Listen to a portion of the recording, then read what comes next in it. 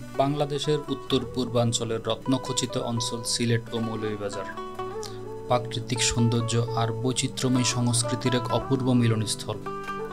যারা প্রকৃতিপ্রেমী, ইতিহাসপ্রেমী কিংবা অ্যাডভেঞ্চার প্রেমী তাদের জন্য এই অঞ্চল এক স্বর্গ। এই অঞ্চলটি ঘুরে দেখার জন্য 3 দিনের চেয়ে কম সময় যথেষ্ট নয়। প্রথম দিন জাফলং, লালাখাল, আগুন পাহাড়, দ্বিতীয় দিন ভোলাগঞ্জ, সাদা পাথর ও রাতারগুল এবং তৃতীয় দিন শ্রীমঙ্গলের লাউয়াছড়া জাতীয় উদ্যান, মাধবপুর লেক, নূরজাহান চা বাগান, লাল পাহাড়, রাবার বাগান ইত্যাদি। জাফলং প্রকৃতির কন্যা হিসেবে পরিচিত। সিলেট জেলার দর্শনীয় স্থানগুলোর মধ্যে জাফলং সবার পছন্দ।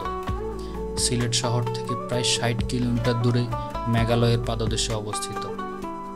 এখানে সারি নদীর স্বচ্ছ জল আর খাসিয়া পাহাড়ের অপার সৌন্দর্য আপনাকে মোহিত করবে। পাথর উত্তোলনের দৃশ্য, খাসিয়া আদিবাসীদের জীবনধারা এবং বর্ষাকালে ঝর্ণার গর্জন জাফলংকে করে তুলেছে অতুলনীয়। পাথরের উপর দিয়ে চলা পিয়াইন নদীর স্বচ্ছ পানির ধারা, ঝুলন্ত ব্রিজ, উঁচু উঁচু পাহাড়, সাদা মেঘের খেলা জাফলংকে করেছে অনন্য। এক এক ঋতুতে জাফলং এক এক রকম রূপ প্রকাশ ঘটাইয়া পর্যটক ভ্রমণের জন্য সারা বছরই আগ্রহী করে রাখে। ভারতের চেরাপুঞ্জির ঠিক নিচেই লালাখালের অবস্থান। চেরাপুঞ্জি পাহাড় থেকে উৎপন্ন এই নদী বাংলাদেশের মধ্য দিয়ে প্রবাহিত। লালাখালের পানি গাঢ় নীল এবং স্বচ্ছ।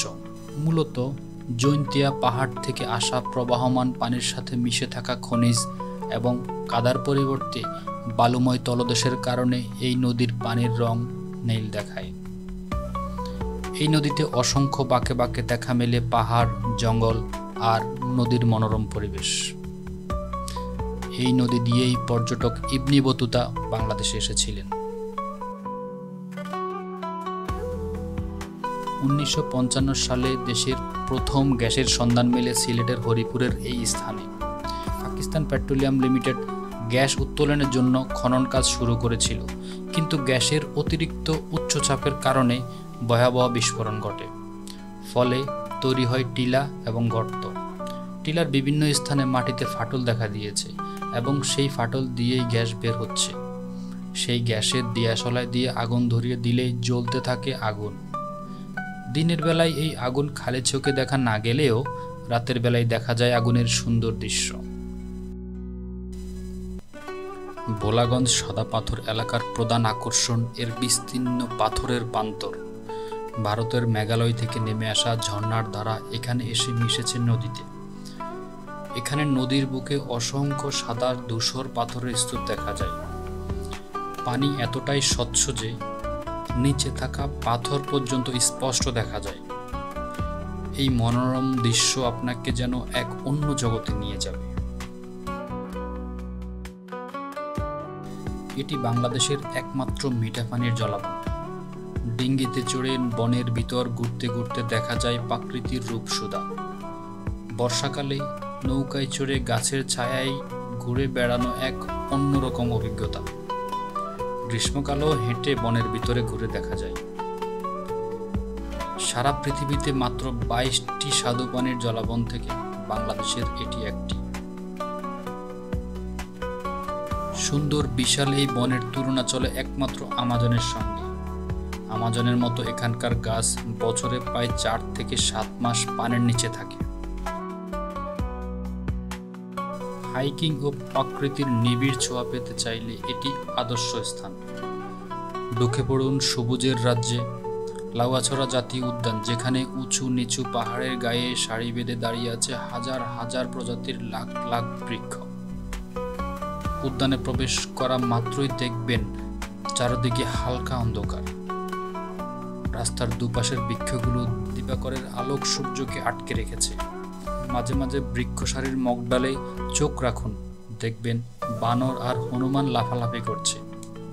একটু ভিতরে প্রবেশ করলেই আপনার চোখে পড়বে খাটাস, বনমোরগ, উল্লুক, মেছোবাগ, বন বিড়াল সহ বিভিন্ন জীবজন্তু আর পার্কের বিশাল বিশাল বৃক্ষরাজির জীবন্ত হুঙ্কার। ঝিঝি পোকার শব্দ, বানরের লাফালাফি, ঝাঁকঝাঁক উল্লোকের ডাকাডাকি একটু সময়ের জন্য হলেও আপনাকে ব্যস্ত জীবনের ক্লান্তি দূর করে মনে এনে দেবে প্রশান্তির ছোঁয়া। এখানকার বেশ কিছু চা বাগানের নজরকাড়া সৌন্দর্য পর্যটকদের আকর্ষণ করে চলছে। এখানকার মাইলের পর মাইল বিস্তৃত চা বাগান দেখে মনে হবে যেন পাহাড়ের ঢালে সবুজ গালিচা বিছানো রয়েছে। এই চা বাগান শুধু চোখের আরাম নয়, এখানকার ফ্লেভার চা এবং প্রক্রিয়াজাত চা কারখানা ও দর্শনার্থীদের কাছে বেশ জনপ্রিয়। শ্রীমঙ্গলকে বাংলাদেশের চায়ের রাজধানী বলা যেতে পারে। পাহাড়ের ঢালে সবুজ গালিচা বিছানো রয়েছে। দেশের সবচেয়ে উন্নত মানের চা এখানেই উৎপন্ন হয়। মৌলভীবাজার জেলার কমলগঞ্জ উপজেলার মাধবপুর চা বাগানের অভ্যন্তরে একটি প্রাকৃতিক হ্রদ। এটি প্রকৃতি প্রেমীদের জন্য এক মনোমুগ্ধকর স্থান। এখানে হ্রদের পানিতে রয়েছে নীলপদ্ম, বেগুনি শাপলা, বিভিন্ন জাতের হাঁস, পানকড়ি আর শালুকের জার। এছাড়াও শ্রীমঙ্গলে দেখার মতো রয়েছে মুক্তিযুদ্ধের এক করুণ ইতিহাস বহনকারী বধ্যভূমি, এক ভিন্ন অভিজ্ঞতা দেওয়ার মতো রাবার বাগান, রয়েছে লাল পাহাড়। এই পাহাড় তার নিজস্ব লাল মাটির জন্য বিখ্যাত। লাল পাহাড় থেকে সূর্যাস্ত দেখাটা অত্যন্ত মনোমুগ্ধকর। সূর্য যখন লালচে আলো ফেলে, পুরো দৃশ্য যেন আগুনের রঙে রাঙানো এক ক্যানভাস। প্রথম দিন ও দ্বিতীয় দিন সিলেট শহর থেকে গাড়ির ব্যবস্থা করে বোলাগঞ্জের সাদা পাথর ও রাতারগুল অথবা জাফলংয়ের উদ্দেশ্যে রওনা দিতে পারেন। আপনারা সংখ্যায় কম হলে সিএনজি এবং বেশি হলে মাইক্রোবাস ভাড়া করে যাত্রা করবেন।